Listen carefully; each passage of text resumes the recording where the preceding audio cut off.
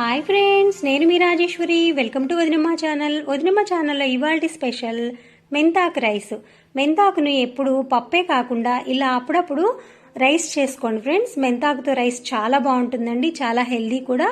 Lunch బాక్స్లోకి పెట్టడానికి కూడా చాలా బాగుంటుంది. అలాగే బ్యాచిలర్స్ కూడా చాలా ఈజీగా చేసుకోవచ్చండి. ఇప్పుడు మనకి కావాల్సినవి చూసేయండి. ఒక ఉల్లిపాయ, ఒక టమాటో, ఒక 5 పచ్చిమిరపకాయలు, అలాగే కొంచెం కొత్తిమీర కట్ చేసి పెట్టుకోండి. అలాగే 10 వెల్లుల్లి రెబ్బల్ని కూడా పొట్టు తీసి ఉంచుకోండి ఫ్రెండ్స్. ఇప్పుడు ఒక కట్ట మెంతాకు తీసుకొని శుభ్రంగా కడిగి ఇలా లీవ్స్తో తీసుకోండి. లీవ్స్ అలాగే లేతగా ఉన్న కాడలతో కట్ చేసుకోండి. మరి మెంతాకులో కాడల్ని ఎక్కువ కట్ చేసినట్లయితే మనకి రైస్ చేదు వస్తుంది, చూసుకొని కట్ చేయండి. ఇప్పుడు స్టవ్ మీద ఒక బాండీ పెట్టుకొని ఒక 4 టీ స్పూన్ల ఆయిల్ వేసి, ఆయిల్ హీట్ అయిన తర్వాత 1/2 టీ స్పూన్ జీలకర్ర, 1/2 టీ స్పూన్ ఆవాలు వేసి, ఆవాలు చిటపట్లాడినాక ఒక ఉల్లిపాయని ఇలా సన్నగా పొడవుగా కట్ చేసి వేసుకోండి. అలాగే వెల్లుల్లి రెబ్బలండి, 10 వెల్లుల్లి రెబ్బల్ని మధ్యలో కట్ చేసి వేయండి. ఆయిల్లోకి వెల్లుల్లి ఇలా కట్ చేసి వేయటం వల్ల ఫ్లేవర్ అనేది బాగా వస్తుంది, టేస్ట్ కూడా బాగుంటుందండి రైస్కి.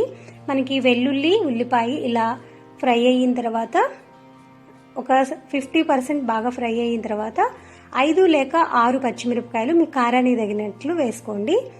మధ్యలోకి కట్ చేసి వేసిన తర్వాత ఈ ఉల్లి, వెల్లుల్లి అలాగే పచ్చిమిరపకాయలు ఫ్రై అయిన తర్వాత ఒక టమాటోని వేసుకోండి. టమాటో కూడా మగ్గిన తర్వాత కొంచెం పసుపు వేయండి.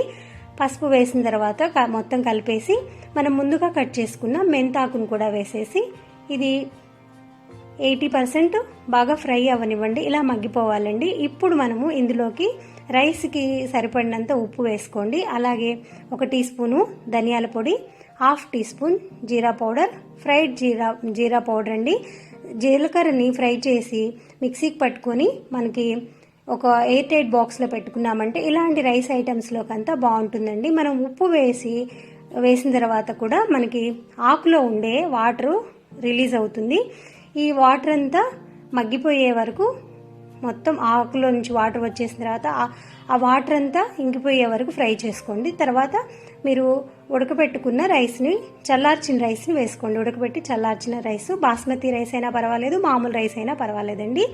వేసుకొని బాగా మిక్స్ చేసిన తర్వాత కొంచెం కొత్తిమీర, అలాగే ఒక హాఫ్ లెమన్ జ్యూస్ని పిండుకుని మీరు ఇప్పుడు స్టవ్ ఆఫ్ చేసేసేయండి ఫ్రెండ్స్.